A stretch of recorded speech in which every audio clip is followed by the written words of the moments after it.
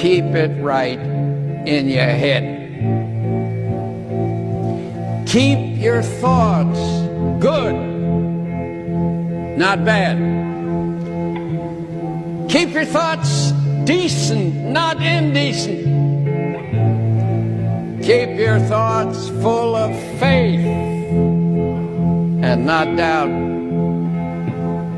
because it is in your thoughts that is determined whether you will be happy or unhappy, whether you'll be healthy or unhealthy.